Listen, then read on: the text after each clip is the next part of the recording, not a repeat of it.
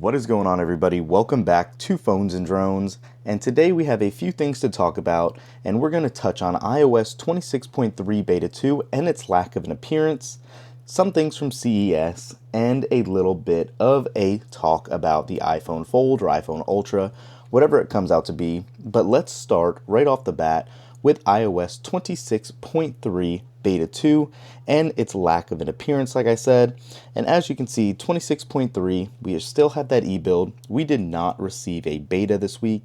It has been over 3 weeks since we received that first beta, and a lot of us, myself included, thought on the 5th we would have received that next beta.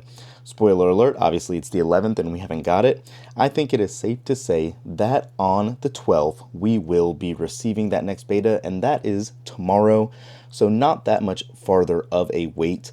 I have an idea of why this is taking so long to come out, and that has to do with Apple now testing those new security features that came out under privacy and security, and they were really giving a test to these background security improvements here that they actually rolled out.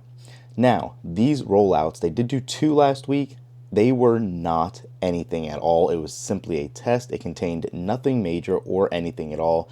It was just to see how they operated. So I think Apple postponed all of the new betas simply so they could see how that was working. Now, again, having said that, fortunately, everything has been pretty smooth here. I've had no issues with performance. Actually, I've had 2 springboard crashes over the whole 4-week term that we've been on this, but nothing else. As you saw here, and we've talked about a few times, the Geekbench scores have been perfectly fine as well, and everything has been operating pretty smoothly. So that is basically what I wanted to let you guys know for iOS 26.3 Beta 2 and what to expect with that. Again, there have been no substantial other messages or mentions about it, so just keep that in mind. Now, as far as CES goes, we were on ground in Vegas last week, and we saw a ton of new products coming, mostly with the buzzwords of AI, and there are going to be some very neat accessories, some overkill, but also it was very neat to see really some of the new cases, the new smaller brands that rolled out and have new cases to look at. You guys that follow the channel know we love our MagBack cases, speaking cases. There's a ton of stuff we like. Peak design like this one.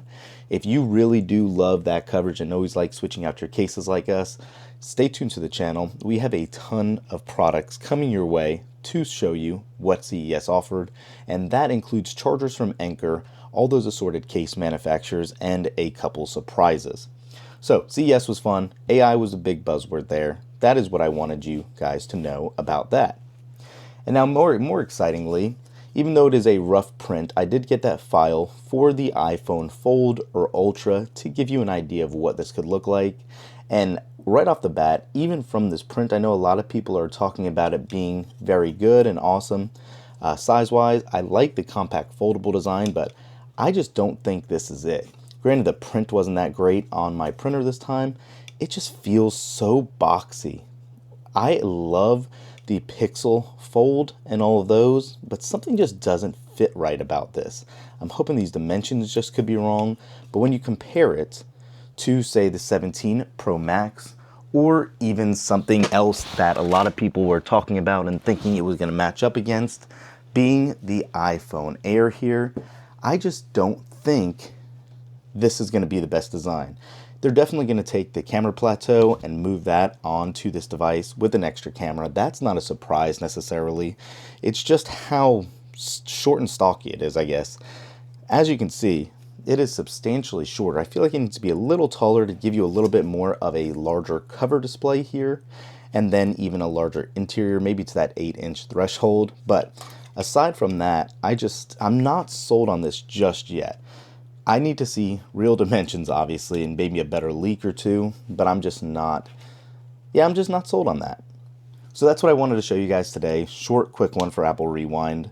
Let me know in the comments down below what you're looking most forward to and how iOS 26.3 Beta 1 has been holding up nearly 5 weeks later. Thanks for watching. We'll catch you in the next one. Peace.